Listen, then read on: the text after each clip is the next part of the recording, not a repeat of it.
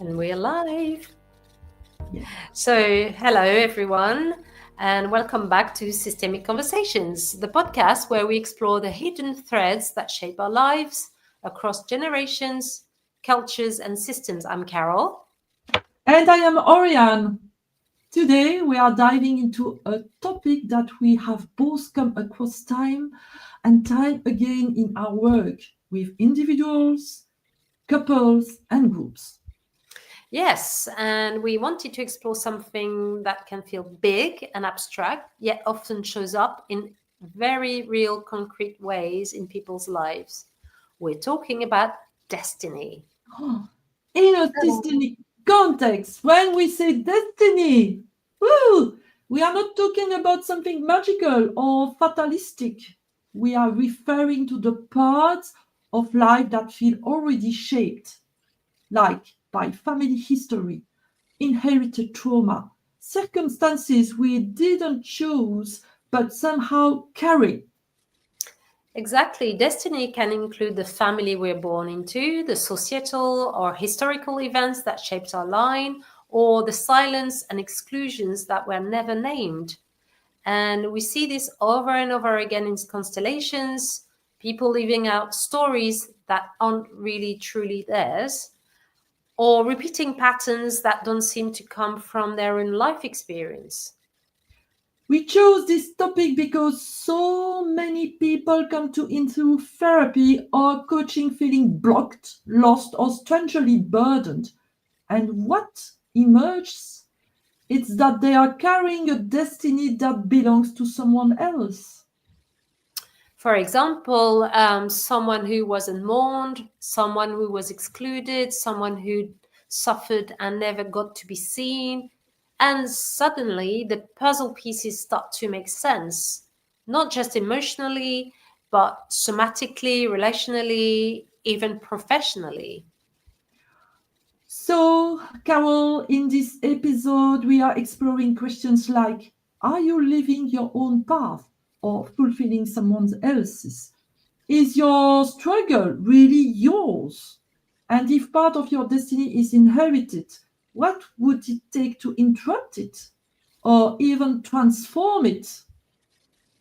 Yeah, so we thought it would be good to give you a real case scenario. So we're going to share with you a constellation case study and look at how destiny plays out not only in individuals but in families, communities, and collective fields. So this case study is called The Forgotten Sister. So let me share this story. So this woman came to Constellation, feeling stuck. We'll call her Anne for this podcast sake. Her relationships were frozen. Her health was deteriorating, and she felt like her life was on pause. So we set up the constellation, and when it was unfolded, a silent presence emerged. A young aunt who had died in childhood and was never spoken of again. Anne had never even heard of her. And yet, Anne was carrying her fate, the sadness, the invisibility, the halted potential. She was living someone else's destiny. We placed that aunt back in the family system and gave her a place, a name, a presence. And at some point, something softened. Anne could finally say, "This is not my life to carry." And from there, her own path could start moving again. It was really touching. Hmm, hmm.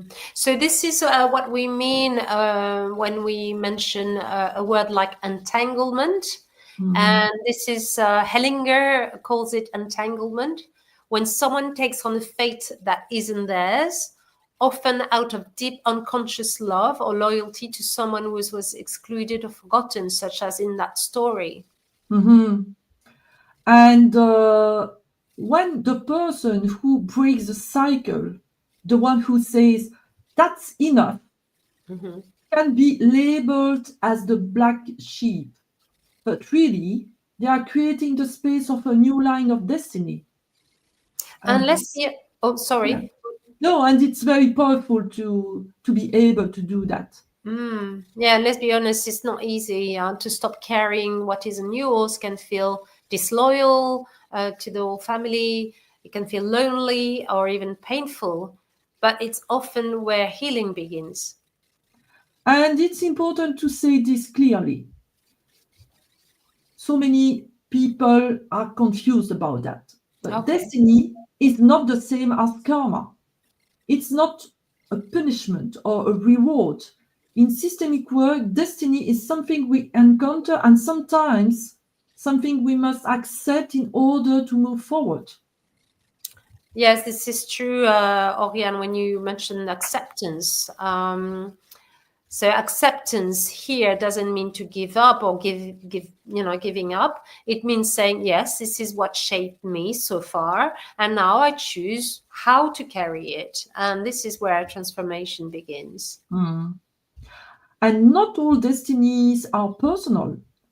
Um, and I want to refer to the previous podcast we did about Israel and Palestine.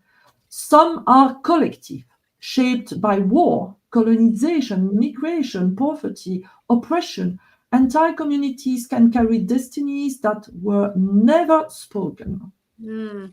And we've seen this in constellations. For example, a child who holds the grief of displaced ancestors, a woman whose anxiety is linked not to her own story, but to the silence of generations of women before her. Yeah, it happened so many times. These patterns don't live only in individuals, they live in the field and they shape how we feel, how we relate, how free we are, how even how we create. Mm. Okay. You want to say a bit more about that? Mhm. No? No, it's okay. I've enough. Okay. Well, okay. And this brings us to an important question. Who gets to choose their destiny? And who has it chosen for them? That's- Well, yeah, Hellinger used to say if we look at each person with their own destiny and the difficulties they must face, we can step back and begin to recognize the hidden forces at work. And that stepping back isn't giving up, it's just respect, humility. Hmm. It's about surrendering. Okay. So maybe we could say that destiny isn't a fixed path we walk blindly. Maybe it's more like a dance, a constant movement between soul and system. Yeah, and maybe real freedom isn't about choosing anything we want, but about recognizing what's moving through us and deciding what we want to say yes to. Mhm.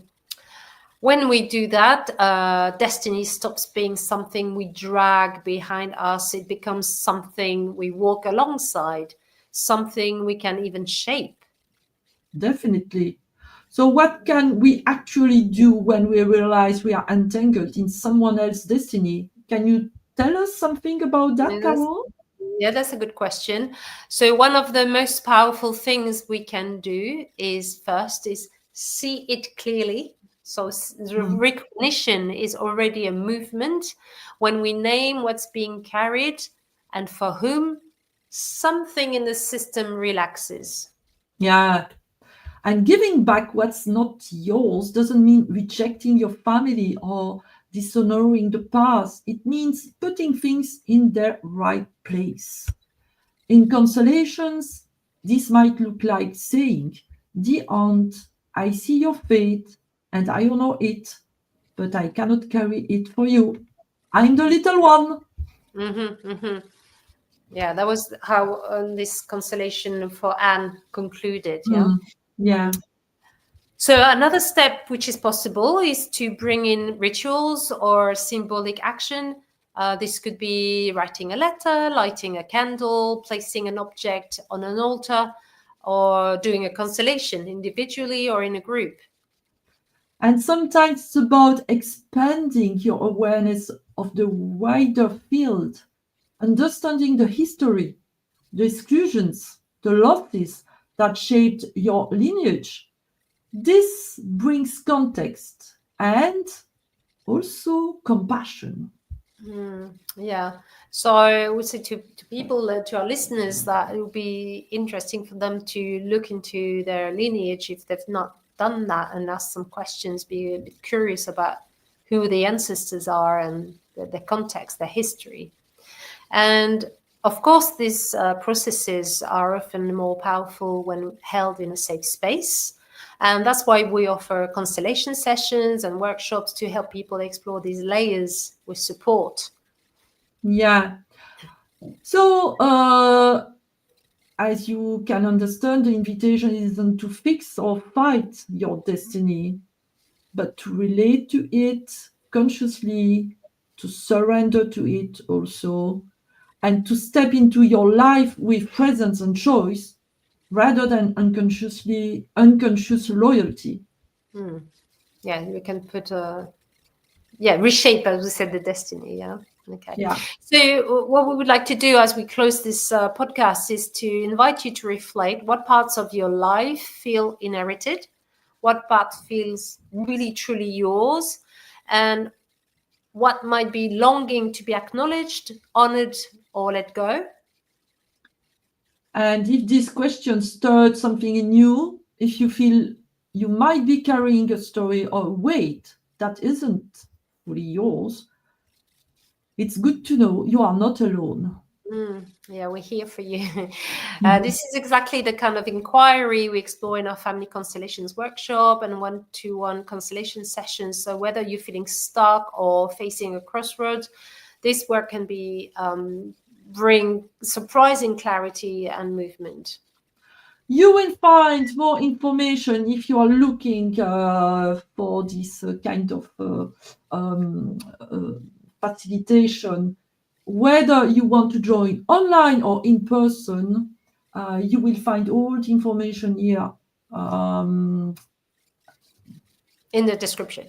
yes, and of course, you are welcome to reach out with questions, Yeah, please. because often we get questions and we do another episode with questions we didn't answer. So Mm. thank you for joining us for this conversation on destiny.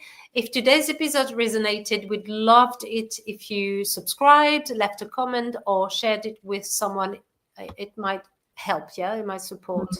So share with everyone you think about. Yeah. And Yeah. anything else, Orianne?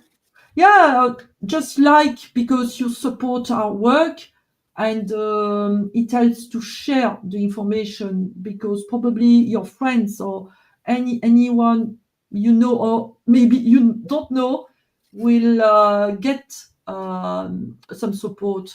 So next time we will be exploring what it really means to be in the right place. Mm. Yes, in the right place, in your family, your relationships, even in your work. If you have ever felt invisible or like you are carrying too much, that one's for you. Okay, excited to to join you next time on the podcast. So until then, stay present, stay connected, and honor what wants to move through you. Bye. Bye. Bye bye.